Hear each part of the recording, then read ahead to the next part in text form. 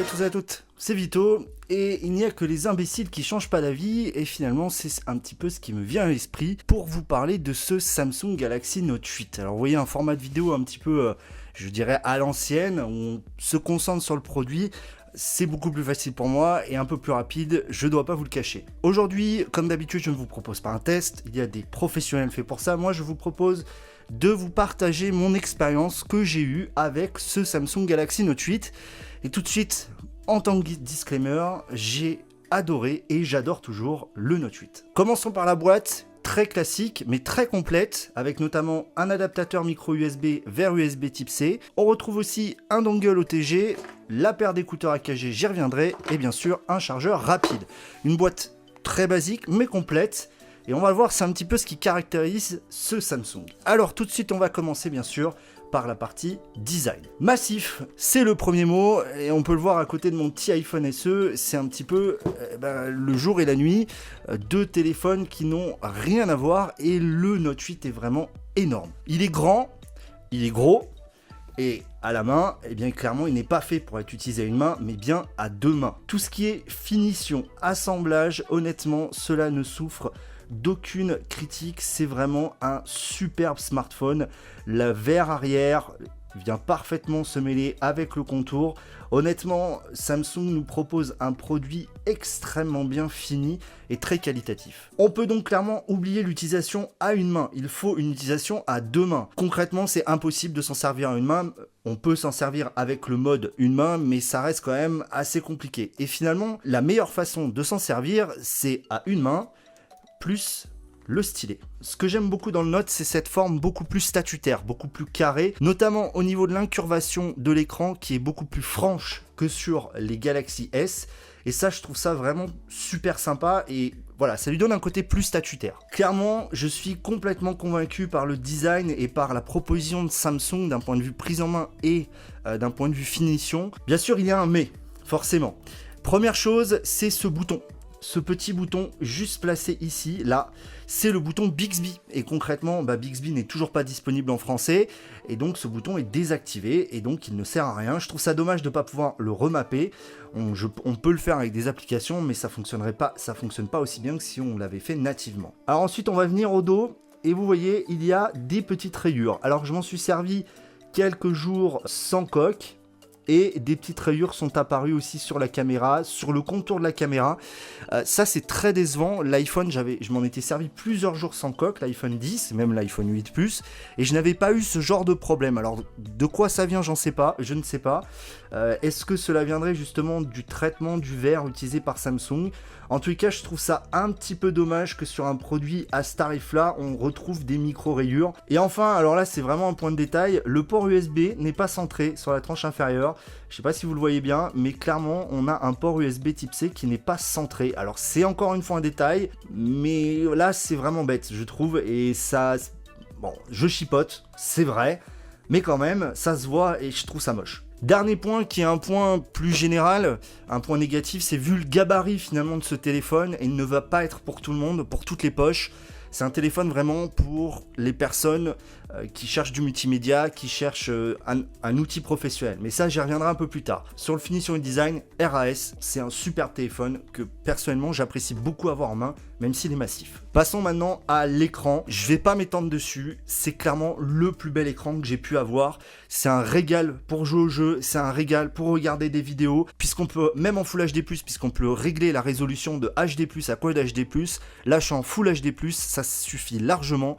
C'est une tuerie. Je vais pas aller plus loin. Réactivité, colorimétrie, puisqu'on peut régler la colorimétrie dans les paramètres, et bien sûr la luminosité max en pleine lumière qui atteint des sommets pour un AMOLED. Honnêtement, ce Samsung au niveau de l'écran, pas grand chose à reprocher, c'est vraiment magnifique. Passons maintenant à la partie, vous le savez, qui me tient le plus à cœur, qui est bien sûr l'expérience utilisateur, qui combine l'OS mais aussi le hardware, les performances. Je ne vous rappelle pas les specs, le site GSM Arena est là pour cela. Donc on va pas faire une liste de specs, il y a tout ce qui se fait de mieux chez Samsung à l'intérieur de ce produit. Et concrètement, c'est une vraie surprise. Alors ok, en termes de performance, il ne va peut-être pas égaler le OnePlus 5T. C'est-à-dire qu'en gestion multitâche, je le trouve peut-être un petit point moins réactif. Maintenant, ça se joue vraiment à pas grand-chose, c'est plus pour pinailler. Je trouve que le passage en multitâche est peut-être un petit peu moins fluide, mais là, c'est vraiment pour chipoter. Pareil, le S Pen. Finalement, le S Pen, c'est vraiment la grosse surprise, parce que tu te dis, tu vas pas t'en servir parce que ça ne sert à rien, sauf que quand tu le sors et que tu vois que tu peux faire, par exemple, des captures d'écran, tu peux traduire en direct, tu peux écrire des petites notes, tu peux modifier des PDF en direct. Ça, franchement, j'apprécie vraiment beaucoup. Certes, tu ne le sors pas tous les jours, mais quand tu en as besoin, il est là, et ça, je trouve ça plutôt pratique. Souvent, Samsung a eu tendance à surcharger ses surcouches avec des applications maison pas forcément utiles. Là, concrètement, il y a toujours ces applications, mais au premier démarrage, on vous propose de les installer ou non. Alors, il y a toujours des applications en doublon, néanmoins, c'est beaucoup moins le cas, et surtout le fait de pouvoir les désinstaller, ça c'est vraiment génial. Il y a 3 applications qui sont installées de base, ce sont Excel, on ne peut pas les désinstaller, et bien sûr les applis Google, la suite Excel. Donc ça, vraiment, Samsung a fait un gros progrès là-dessus et c'est vraiment à noter. Alors niveau jeu, j'ai pas l'habitude d'en parler, mais je vais quand même en parler tout simplement parce que je vais parler de PUBG. Vous savez, en ce moment, entre Fortnite et PUBG, c'est un petit peu les 2 gros jeux du moment, donc qui sont sur mobile et qui proposent une même expérience sur PC. Il y a donc un benchmark à intégrer au jeu pour justement auto-calibrer le degré de performance. Donc il y a 3 niveaux, faible, moyen et élevé. Le OnePlus 5T était au max et alors à ma grande surprise, le Note 8 est au moyen. Alors on voit encore que Samsung retouche un peu plus en profondeur le code AOSP qu'ils ne veulent bien le dire. Probablement, en tous les cas, c'est ce que ça laisse penser. Et ça, je trouve ça encore dommage qu'en 2018, Samsung, finalement, vienne un petit peu emmerder les développeurs. Maintenant, PUBG en moyen, ça suffit largement et ça permet d'avoir quand même une expérience très fluide. Niveau jeu, il n'y a pas de souci. Je vais passer maintenant au point négatif. Alors, concrètement, la surcouche Samsung, avec tous ses paramètres, on l'aime pas. Ça, c'est une question de goût. Et puis moi, j'ai installé donc Substratum pour modifier en fond le thème. On peut aussi le faire avec le Samsung Tamer. Et puis après, on peut mettre Nova Launcher. On obtient quand même un produit qui peut correspondre beaucoup mieux. Et c'est là où en fait j'en viens, c'est au niveau des fonctionnalités. Il y a énormément de fonctionnalités dans ce Note 8 et ça c'est vraiment cool. Ça c'est quelque chose que j'apprécie beaucoup, d'avoir toute cette proposition, toutes ces fonctions. Par exemple dans le multitâche, on peut par exemple, on appuie longtemps, ça automatiquement ça peut mettre une application et en demi-écran on peut faire ça. Ensuite on peut faire plein d'autres choses, on peut par exemple faire des gestes pour que l'application se réduise, etc. Enfin il y a tellement d'options, c'est hallucinant, on en découvre presque tous les jours j'ai envie de dire, et ça c'est quelque chose qui m'a vraiment marqué en fait sur l'utilisation de ce Note 8, c'est qu'il y a énormément de fonctions, et c'est là aussi la force et la faiblesse de ce Note 8, c'est qu'on a tellement de fonctions que quand on va dans les paramètres, c'est compliqué d'en chercher une. Le système de recherche fonctionne, mais il est très lent. Et finalement, on se perd là-dedans. On se perd dans tous ces paramètres, dans toutes ces fonctionnalités. Ce que vraiment je leur reproche le plus, c'est vraiment que les fonctionnalités Samsung soient mélangées avec les paramètres de base d'Android. Finalement, ce que moi j'aimerais, c'est que Samsung nous laisse les paramètres de base Android, tels qu'on les connaît généralement, et qu'il nous ajoute un sous-menu fonction spéciale Samsung ou fonction Samsung, où ils regroupent toutes leurs fonctionnalités. Ça permettrait d'éclaircir la chose et finalement de ne pas me perdre, parce que moi personnellement, je suis sûr que je passe encore à côté de certaines fonctionnalités que pourrait proposer ce Note 8, et je dois avouer que ça crée une forme de frustration chez moi. Dernier petit mot donc sur les systèmes de déverrouillage. Donc on a bien sûr le capteur d'empreinte qui est placé au dos, on s'y fait, maintenant c'est clairement pas une bonne position, hein, voilà, on va être honnête. Il y a bien sûr ensuite le Face Unlock et le scanner d'iris. Alors scanner d'iris je m'en sers pas, parce que j'ai vu qu'avec mes lunettes c'était un peu galère. Le scanner d'empreinte je m'en sers de temps en temps. Le Face Unlock c'est celui que je me sers le plus souvent. Maintenant clairement il n'est pas aussi rapide que ce que propose OnePlus sur le 5T. Néanmoins toutes ces fonctions fonctionnent très bien. En fait ça corrèle un petit peu ce que je disais avec les paramètres. Il y a plein de choix et on prend ce qui nous convient. Au final l'expérience utilisateur est complète, archi complète, et peut-être même trop complète. Et à force de vouloir mettre tellement de choses dedans, eh bien on peut s'y perdre, et c'est un petit peu ce qui en ressort, une sorte de sentiment de frustration de ne pas pouvoir exploiter ce téléphone à 100%. On passe aux caméras. Alors les caméras, vous le savez, moi mon usage c'est réseaux sociaux, quelques photos de vacances, etc. Donc j'ai besoin d'une caméra qui soit un petit peu tout terrain. Tous mes téléphones jusqu'à présent ont plutôt bien fait le travail, plus ou moins bien. Je sors du OnePlus 5T, j'ai eu le 10, l'iPhone 10, j'ai eu l'iPhone 8 Plus. Donc forcément, d'avoir le Note 8, c'est plutôt intéressant. Commençons par l'application caméra qui est plutôt bien foutue. Vous voyez, il y a encore Bixby Vision qui vient se foutre là-dedans, ça commence à me saouler, Bixby. On a bien sûr un mode bokeh, on a 2 capteurs, là encore je parle pas de technique. On a plein de modes différents avec un mode pro, panorama, ralenti, hyperlapse, aliment, photo virtuelle. C'est complet, l'application est plutôt réactive, on a aussi des trucs qui ne servent à rien, qui sont des filtres avec des filtres visage, etc. Bref, niveau film, niveau vidéo, on peut tourner donc en 4K et en Full HD à 60 images par seconde. À l'arrière, à l'avant, ça restera du Full HD. Donc on va commencer par la caméra avant. La caméra avant, comme très souvent malheureusement, elle a tendance à trop vouloir lisser les visages, les contours. C'est une bonne caméra, mais je la trouve pas non plus exceptionnelle. Elle suffira pour des selfies. Pour ce qui est de la partie vidéo de cette caméra avant, encore une fois, je trouve que la stabilisation est bien inférieure à ce que propose OnePlus sur le 5T avec sa stabilisation électronique. À l'arrière par contre, alors le fonctionnement du double capteur, j'y reviens pas. J'ai fait une vidéo dédiée pour le OnePlus 5, je vous invite à aller la voir, je vous la mettrai en description. C'est le même fonctionnement, c'est-à-dire qu'en basse lumière, si vous essayez de zoomer, ce ne sera pas le zoom optique, ce sera bien le zoom numérique sur le premier capteur. Donc ça, encore une fois, ça dégrade à mort les photos. Le capteur zoom, je vais commencer par celui-là. Il a de la stabilisation, ça sauve un peu les meubles, néanmoins les photos en zoom sont pas incroyables. Je vais vous mettre, là vous devez voir passer des samples. C'est pas incroyable, ça suffit pour dépanner. Par contre, le capteur principal, en fait, la chose qui m'a vraiment sauté aux yeux, c'est la richesse en détail que propose ce capteur.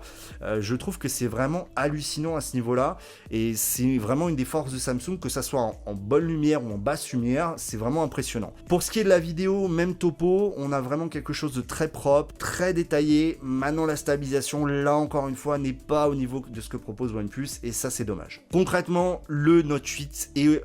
Je mettrais presque le Note 8 en fait devant l'iPhone 10, tant en basse lumière il se débrouille bien, même devant l'iPhone 8 Plus. Maintenant voilà, ça reste un téléphone, pour moi il fait très bien le boulot, comme le faisait le 10, comme le faisait l'iPhone 8 Plus, et comme le fait d'ailleurs le OnePlus 5T avec lequel je filme, c'est largement suffisant pour mon usage.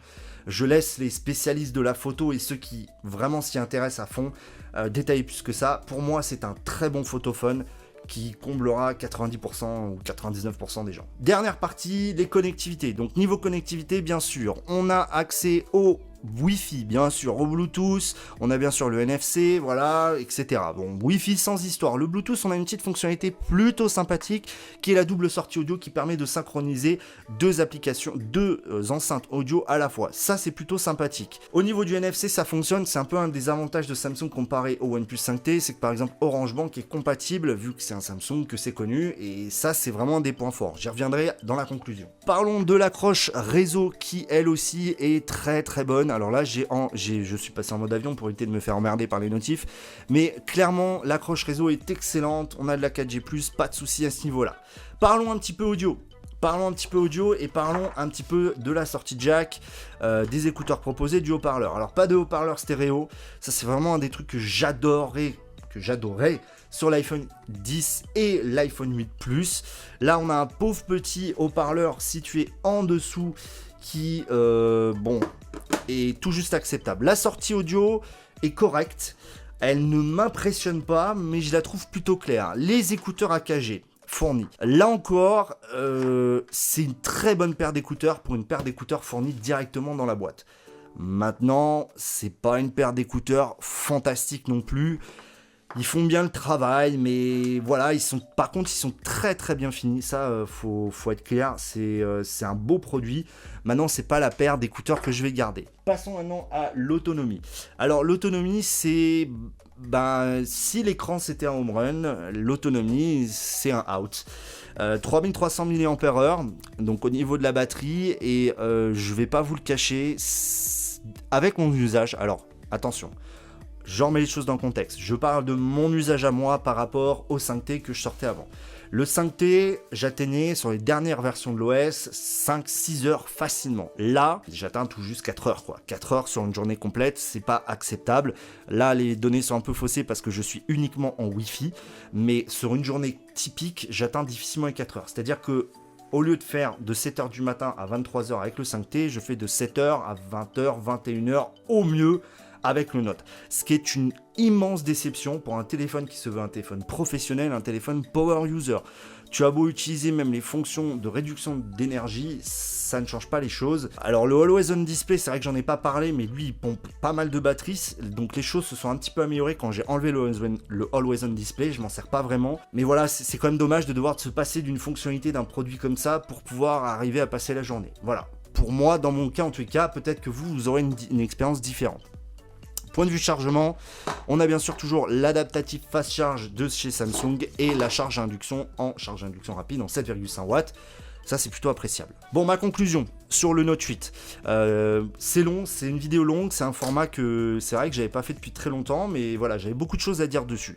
J'adore ce téléphone, je vais être clair avec vous, j'adore ce téléphone, j'adore cette proposition de Samsung, que ça soit d'un point de vue hardware que je trouve vraiment très bien fait, et surtout pas pour avoir eu l'iPhone 10 et l'iPhone 8 Plus, ça me donne une autre perspective. On voit vraiment la légitimité que Samsung a aujourd'hui. Je trouve qu'on est vraiment sur un produit qui se met parfaitement en face des iPhones, clairement. Maintenant, et c'est là où je pense que certains utilisateurs d'iPhone ne veulent pas franchir le pas, c'est que finalement, il y a tellement de fonctions qu'on s'y perd. Et ça, c'est vraiment dommage. C'est vraiment un des points négatifs, c'est que oui, c'est bien d'avoir toutes ces fonctions, mais Samsung, il faudrait les réorganiser et les mettre plus clairement. Autre point, bien sûr, c'est l'autonomie.